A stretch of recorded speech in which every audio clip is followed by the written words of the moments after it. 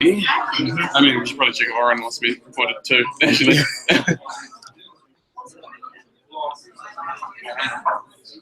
Should we check if Aurynn wants to be recorded as well? Should we check if Aurynn wants to be recorded as well? Oh, yes. As soon as she's here. Yep.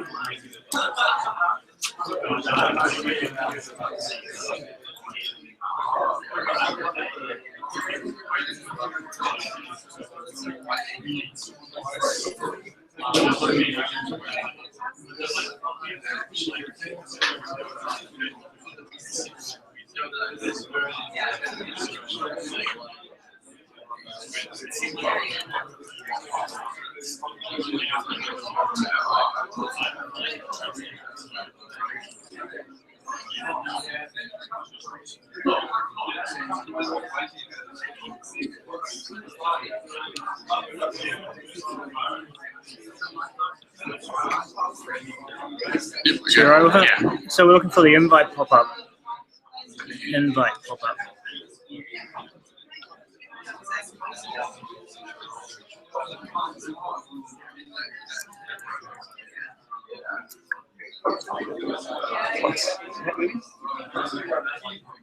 So here we go. So if you flick me that link, What's the easiest way to send it to just you? chuck it in Slack and just send it to. Can you send it to myself? Yeah. Yeah, sweet.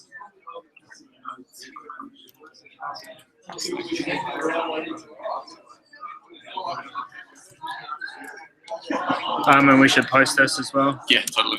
I don't have access to the NZJS Twitter. Oh, so we post the YouTube link, not the Hangouts link. Yeah. So it's this one down here. Just confirm that it works. Yeah. So this should happen in Hangouts, hopefully.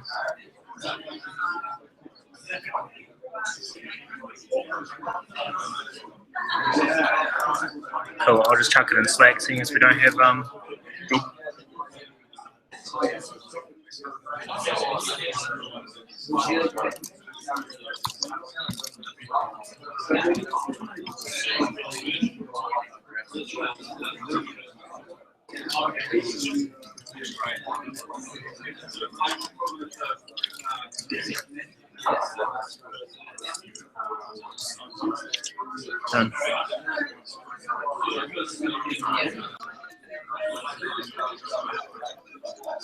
So we should mute that. We should mute that one.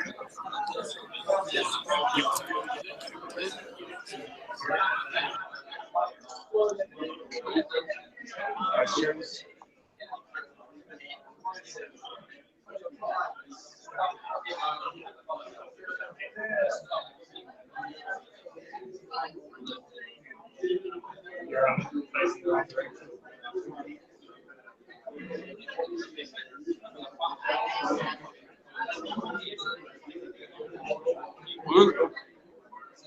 So we plug in.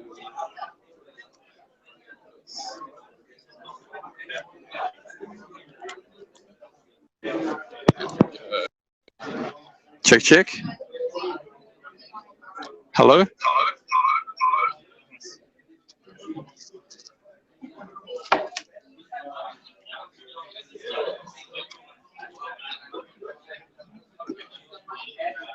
Wait for an angle.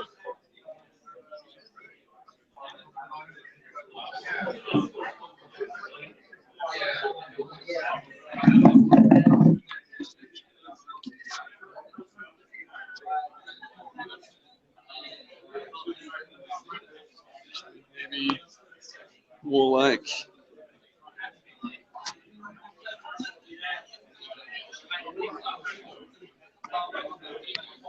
Diddy?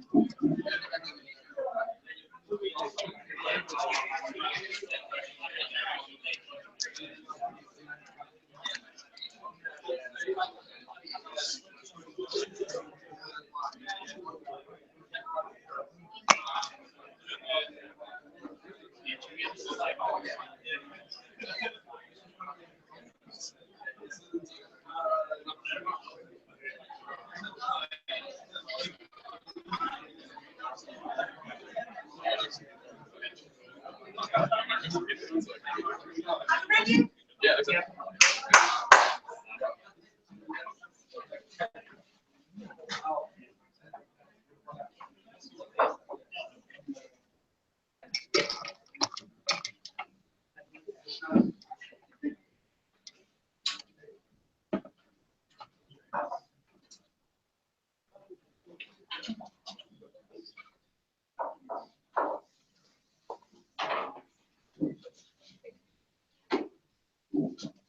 Something flat.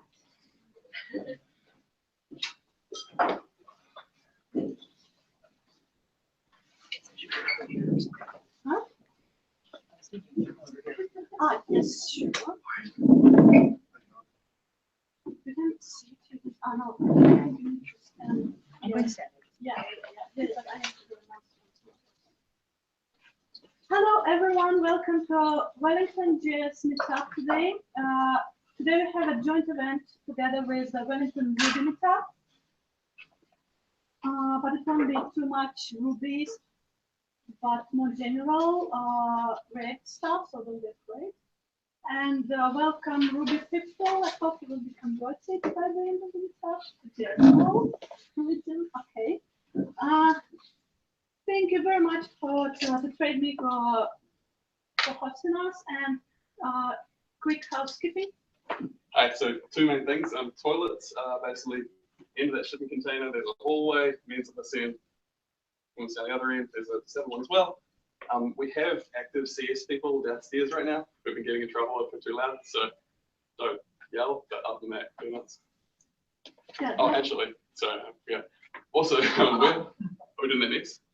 next. Okay, sorry. Yes. Like things properly. Okay. Thank you very much to Talent Army for sponsoring us. Drinks and foods on the table, thanks to them. Thanks to me. Craig, Ryan, and Alex. So we try to keep active and bringing to you events at least monthly. Trying to. Next one, I thought that a lot of places here in New Zealand have a karaoke before that, but we are tech people, and I thought we have something like this, but not about spiritual, but more like mind twister thing. And then I got an idea. I want like a thought that I wanted to share. Nice and cute, yes? Everyone agrees. But if you put it into some context or environment, right, then it has to be cute. I also agree. It's cute, nice, but when you put it into some context, the meaning is different. The idea, like the main idea here, if you looking at a new tool, library, or framework, whatever cool things other people say about it, think before putting it into your environment. Community notices are first quick from TradeMe hiring. Hello, yes, we are hiring. We are looking for a whole bunch of people. Contracts, yeah. Permanent, yeah.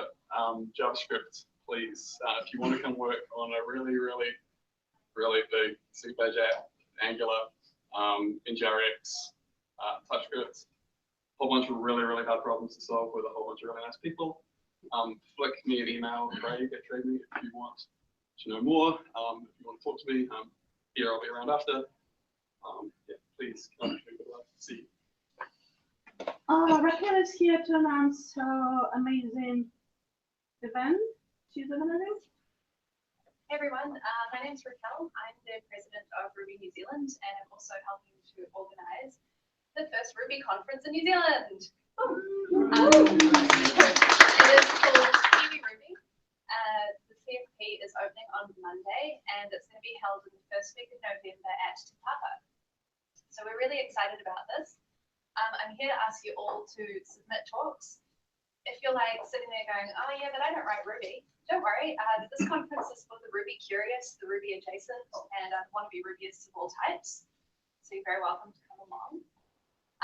What else are we looking for? CFP opens on Monday. We're going to be doing a workshop day as well. So if you've ever thought about running a workshop, get in touch.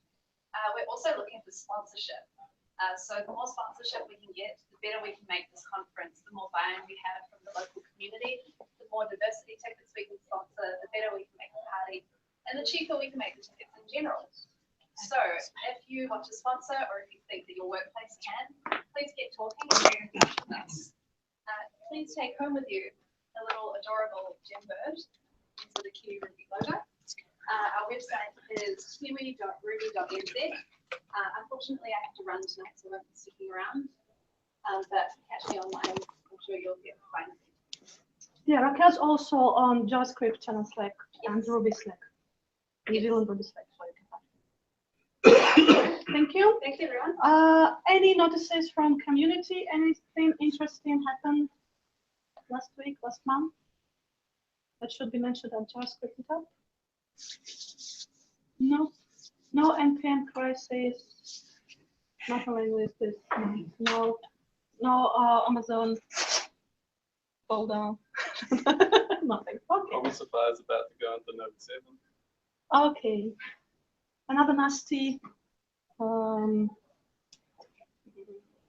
security problem was out, but it's not out here, but it's nasty. Okay. Join the discussion on Slack. Become a member of JavaScript New Zealand Society. And welcome, Aurynn Shaw.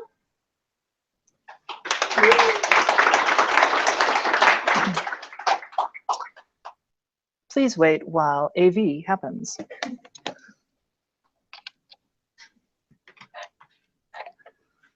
I'm a technology professional, so I have no idea how any of this works. Dun, dun, dun. Make sure that's working. It's not. Computers are hard. Anyway, hi, I'm Aurynn, as you may have guessed from Anna's intro. You may know me from the internet's second longest running shouting match, Twitter, or from my talk last year at WDCNZ. And it's really an honor to be here in front of you tonight. By day, I run IARA, it's a DevOps consultancy based here in Wellington, and we do the DevOps thing, which is mostly about giving cool tech, but the culture to go along with it. And I do talk a lot about culture, because culture is important. But tonight, I'm not talking about culture. Instead, I want to talk about the kind of a technical side of what I do, and about how I approach thinking about deployments and what a reasonable deployment looks like, and all of the things that kind of go into when we're moving towards a production environment. But first, I think I need to talk a little bit about the history of deployment. Now, historically, deployments ran on physical machines that an ops team or IT support team would install by hand. And when they installed them, it would aspirationally get written into a, hold on. Why is this? I'm trying to make my presenter notes bigger and it's not working. Yeah, close enough. Sorry. Aspirationally, what they installed and how it would installed would aspirationally get written to a logbook that kind of looked like this, as a binder. And these were very common in historical IT infrastructure places. And as things evolved, this sort of information would end up in wikis or some other internal document store. And because these systems were very much managed by hand, updates were, pretty painful and would require often consulting logbooks or wikis like this and doing a lot of extra work to make sure that they stayed up to date. And worse was that because there were actually physical hardware sitting in a machine room, testing changes required an awful lot of extra kit, physical machinery that the business would have to order and pay for. And given the kit isn't cheap, buying and racking and paying for power and cooling for an entire second stack was complicated, like from a convincing the boss perspective, or getting representative kit, like enough to duplicate your production environment without going overboard on cost. And again, setting up the kit was very, very human. There's a checklist that a human goes through, and humans, as you know, can be fallible. Not intentionally, but would you remember where you were in a checklist if the fire alarm went off? The power went out? Would you remember to finish updating the logbook or the wiki? What if the wiki server was down? So that's how things were, and in a lot of places still are. When I joined the industry less than 10 years ago, that's how we did it. We wrote things in a wiki. And it's not to say that it's bad, it just is. And we look at this process, and as a DevOps, I see some obvious failure modes. And those failure modes are where DevOps has really gotten a lot of traction. But it's easy, really easy to say, oh, this old way, that has failure modes. But that sentence doesn't really offer anything useful. What it should ask is, does this process help us achieve our goals? And in order to judge whether something does or doesn't fit our needs, we have to have something to check it against, a subjective measure. So what is our goal? Well, at the broadest level, we're trying to put software on the internet. We're trying to make sure that other people can use this nifty thing that we've made. And we can judge our earlier process against this. And that process holds up. We can take the thing that we wrote and put it on the internet. Eventually. And eventually is the experience that most people who've gone through this process have had. This is called the handover model. And not only does there need to be a build that you're confident works, you have to walk up to another human and say, here's the disk with my code on it, and here's some instructions, and here's some dependency trees that kind of go along with it, and here's all the bits. I'm going to be over here on vacation. Bye. But what's really important about this is that when you've handed off like that, it's handled by a human. A human deals with that dependency tree. A human deals with that set of instructions. And these instructions are managed against the operating system itself. And in a Linux perspective, this is asking the question, can apt-get or RPM give me what I need? Is what I need even available yet? And these dependencies are managed by hand, by a human who set up this machine by hand. And because of that, it may have its own issues. So we know that eventually it'll happen. But there's going to be a lot of back and forth. They're going to have to come back to us over and over again, asking for, like, is this going to work? Is that going to work? Well, we don't have this. You're going to have to roll back to an earlier version. Weeks can go by. And that is slow, but annoying. But we're still kind of getting there. But we can add other metrics. And as a developer, and my entire history up until very recently was being a software developer, I've learned about another metric that is really important to me. And that is when I'm running testing, what it's like in production. And when we look at this old model, the real answer to that question is no. We can't make any guarantees like that. We're dealing with business procurement, and they're going to want to buy cheaper kit for this dev environment that we're getting. We're going to have people implementing that checklist, walking through the set of things to make a machine. They're going to miss stuff. But why is this a metric? Why should any of you care? Well, and this is where I kind of get into the three core things of DevOps. And the first core goal is repeatability. And if we add repeatability as a metric that we're testing against, when we look at the previous model, does that handoffs offer repeatability? No, categorically not. We're reliant on a human. Humans miss steps. They interpret instructions incorrectly. We can't guarantee that the intersection of what we have in our development environment and what is available in production will meet. Repeat it. Because it's not repeatable, I can't make assertions about the quality of my code. I can't say that it works.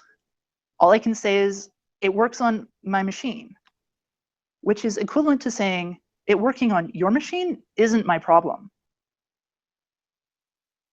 So what other metrics can we add? What about consistency? Consistency is closely paired with repeatability, but it's not the same thing. It asserts that we can verify that everything is going to be the same no matter where we are. We can't make this assertion with our earlier deployment model Nor can we assert this with repeatability alone. It's possible, and often is the case in the old model, to have scripts that set up machines. This would be bash scripts. These will be handwritten by, which isn't to say that anything isn't handwritten. These will be written and carefully groomed by hand for specific machines. But it doesn't give us consistency, because we can't guarantee that each environment will be set up using the same scripts on the same hardware in the same way by the same person who makes the same choices. Everything we end up with in the production environment is hand-managed, machines that will always be different. And why is this important? Well, without this, I can't debug effectively.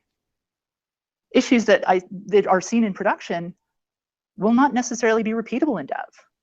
Debugging will require access to production machines to test things and fiddle and try to figure out why it's broken. Which, for everyone I've talked to who's an ops person, they've said that the very next thing is, and then we had an outage. So against these two core tenets of DevOps, our previous model doesn't hold up at all. We can't ship reliable code. We can't ship a product that we know works. But even if we satisfy those two constraints, we lock our system down to the point where, yes, we can at least somewhat guarantee those things. We discover that we can't, because we're missing the final core tenet of DevOps. Now, in our model, even if we're using configuration management and stamping out identical machines that are consistent and repeatable, we're still coupling to our OS. We're still expecting to use system packages. We're still expecting to be managed at the same level of apt-get or RPM or brew on your laptop. And this is a pattern I see over and over again. And it fails in the same way, and I'll explain why later, where the nifty application that you've written and put on the servers gets installed at the same time that we provision the OS, relies on the same system software, which means we're tightly coupled to our underpinnings. It means we experience drift, where our machines move out of convergence with one another.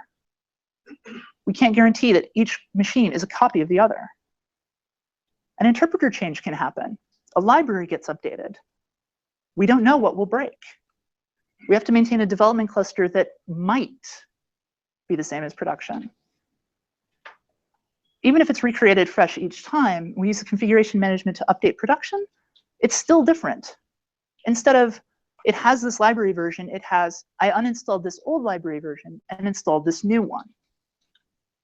Looks the same, but it's subtly different.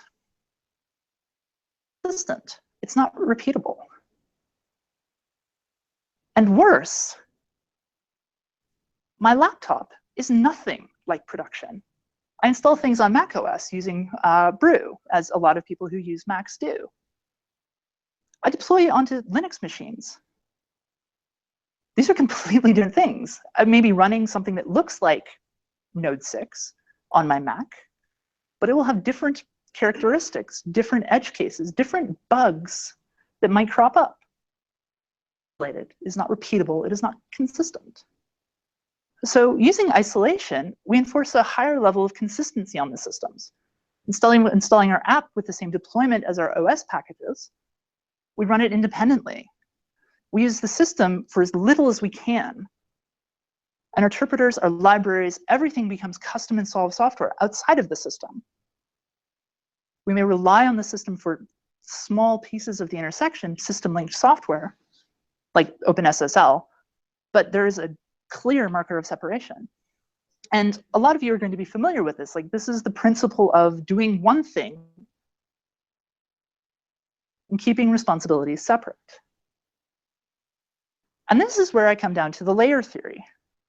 These are the core tenets of technical DevOps. They inform how I look at and manage resources. They inform how I consider the machines that I run your code on.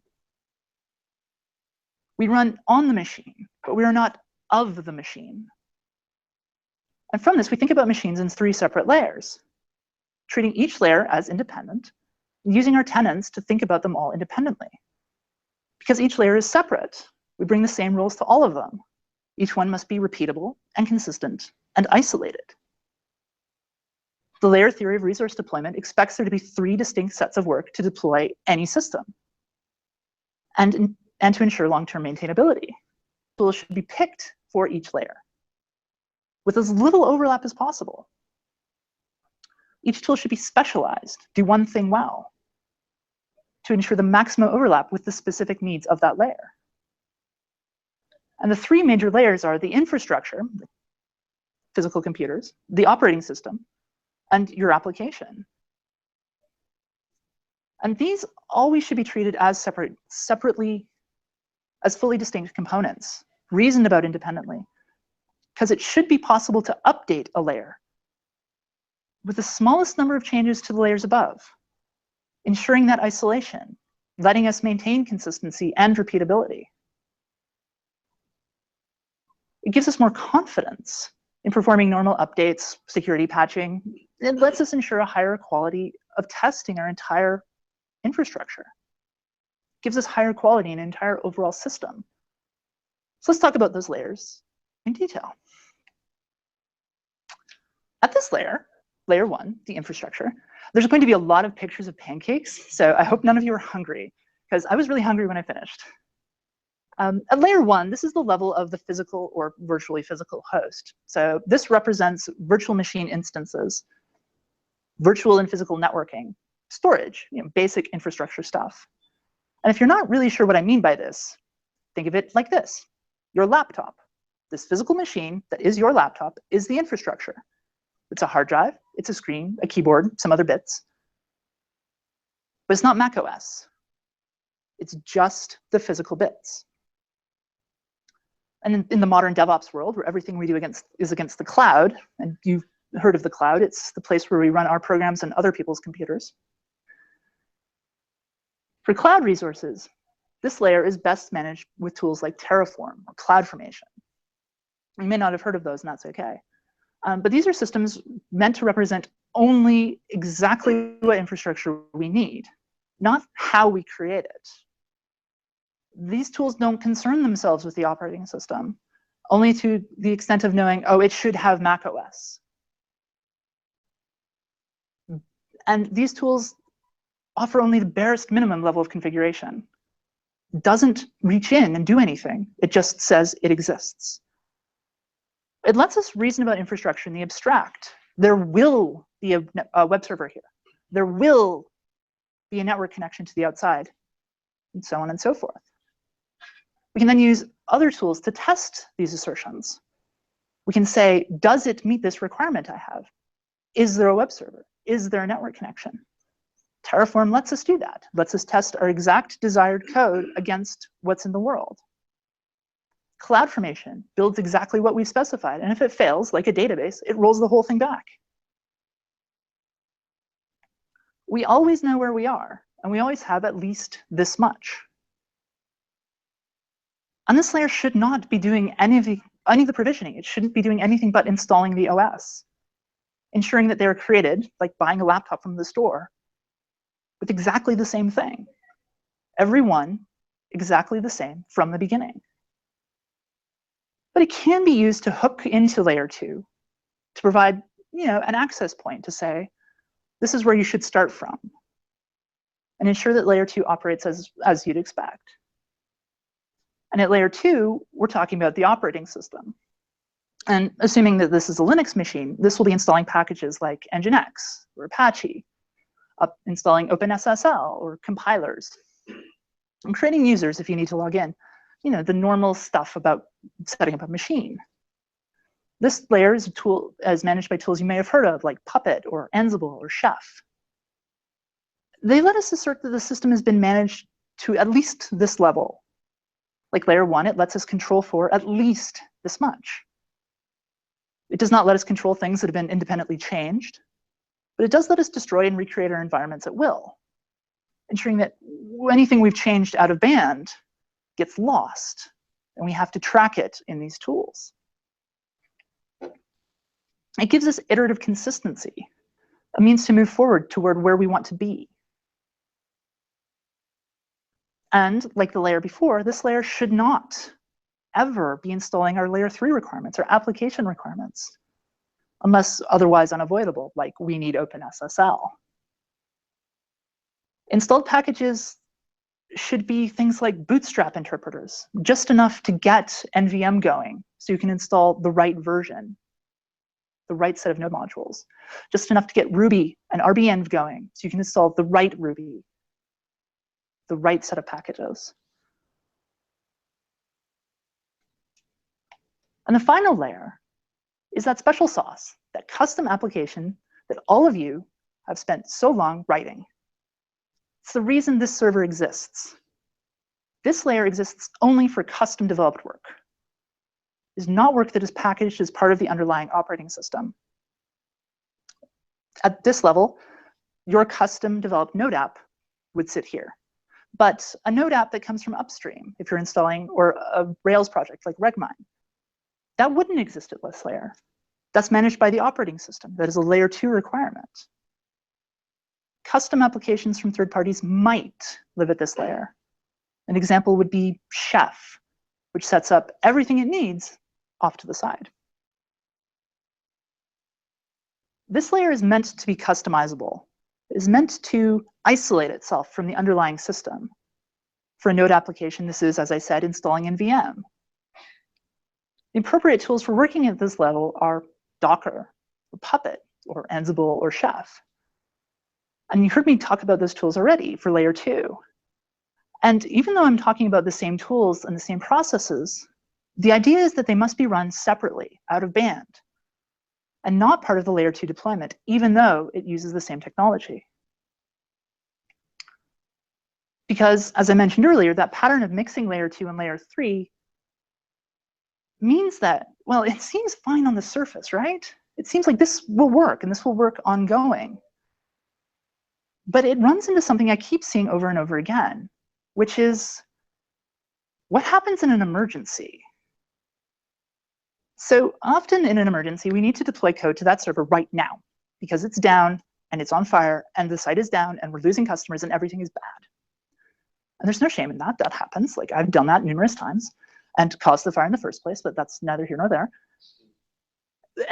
But configuration management tools like Puppet and Chef and Ansible are meant to run regularly, every half hour, every day. And if you're logged in changing stuff right now, those changes you've made are going to get erased, because that's what Puppet is designed to do. It is designed to put the thing in the state you said it should always be in. So in order to fix things right now, you turn it off. And then everything immediately drifts. How that machine's going to act when you turn it back on. Will it fail again? Will we have another outage? Can I trust this? And the result of that is it stays turned off. People don't turn it back on. There's concern. Will this actually work? We don't know. It's best if we just leave it alone. By ensuring that layer 2 and layer 3 are separate processes, we ensure that we can keep updating the application. We don't turn that side off. And test the checkpoint of our layer 2 convergence, or layer 2 updates, without affecting layer 3. We can ensure that we can test that things won't break, can make assertions about the quality of our system, about whether or not it will fail. And I did lie a tiny bit when I said tonight wasn't going to be talking about culture, because this is the core of how we look at DevOps. It is about the culture. It's not about these technical choices, but about how we view this system as a distributed whole, the constellation of components that build towards the result of an application on the internet. But by viewing systems in this way, we do require a cultural shift. The infrastructure itself must be thought of as a replaceable whole, a set of pieces that should be replaceable at will. Because then we can give those tools to, I can give those tools to you. And I can say, make your own environments. This is what production will be. Test on here. If it breaks, well, we'll know it will break over there. Maybe, probably. But it means that we can't log into machines and change them anymore, because that breaks our guarantees. We're no longer make assertions that our development environment remains consistent, because we cannot guarantee that production is consistent. We can't have humans manually creating or changing machines because that breaks the model of repeatability. Not because humans are bad at their job, but because of fire alarms or emergency responses or out-of-date wikis or material that no longer represents the world and settings that are not captured in a repeatable way. And the hardest cultural change that I've noticed is that for developers, the view that you shouldn't be developing on your workstation. Not using your laptop because like this is where you type the things and make the awesome, right? But I mean that Mac OS is not representative of Linux. Your dev environment can't be the local machine running Mac OS. It needs to be something like a Vagrant test instance or Docker, something contained and isolated. Because without that isolation, you can't guarantee that everything is controlled for. You can't validate that your program is isolated, consistent, repeatable, works. So even if you do directly develop on your workstation, and I do, you need to test in isolation. And to ensure you've caught everything, you need to be able to recreate and destroy that dev environment at will, from nothing, regularly, every day. And that's a hard one. And I mentioned Docker. This is a great photo. Isn't it a great photo? It's a hot topic. It's becoming, in so many ways, the de facto way that we approach deploying software. And it fits really beautifully into the core tenets and into the layer theory and gives us the consistency. Every Docker image is identical down to the Git SHA that it's got. It gives us repeatability. Every time we run it, we know exactly what we'll get out because they're always the same. It gives us isolation, full isolation, at a level we never had before. Because everything we need to run, our entire dependency chain, is packed into that container that we can run everywhere. It lets us sidestep of the majority of layer 2. We install the Docker runtime, and for a deployment, we're done. That's it. We can go home.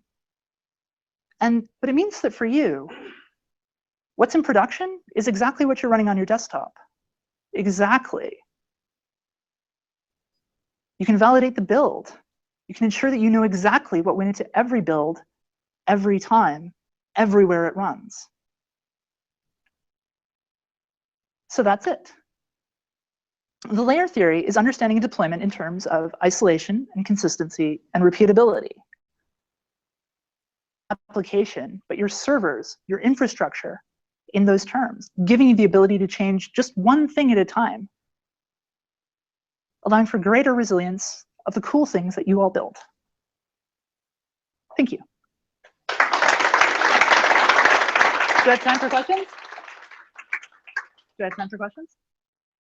Do you have questions? Do you have questions? Apparently I have time for them. Yeah, we have time. Looks like no. Okay, come grab me afterwards if you want me to expound further, because I can go on for hours. Okay. I've heard that Docker is almost like production, but not always 100% exactly. It's complicated. I've heard the same answer to this question when I asked this person who told me about this. It's complicated. It is complicated. As a lot of you are aware, you have, who has not heard of the Heroku 12-step application development process? Okay, this basically says that your app should be able to read its configuration from the environment. There's a bunch of other things, but that is the majority of it. It can read environment variables and bring itself up. Docker doesn't control for that. So your production environment will be different from your development environment because you'll have different external API keys. So I need to go talk to 0. Well, that's the dev key, not the production key, because people get very angry with you if you use the production key in your dev workstation. It'll have a different database because you'll be using RDS in AWS land or whatever Azure's is. Things like that, or what's Amazon services. Yeah, will be different than what you're running on your desktop. So there is inconsistency, but less. Well, it's not the silver bullet, but much better than. Yeah. So it's not a silver bullet. Be careful. There is no silver bullets. And anyone who says Docker is a security layer, ignore them because they are wrong. Docker is about containing your thing and making it look like a binary, making it look like a single thing that you can run. It is not a security layer. Considering it as a security part of your security story is going to end in tears. Don't do that. I'm sorry? Rent. Let's just not go there. Okay, thank you all. Thank you very much. Thank you, Aurynn. Nicholas here with his presentation about Project. About Project.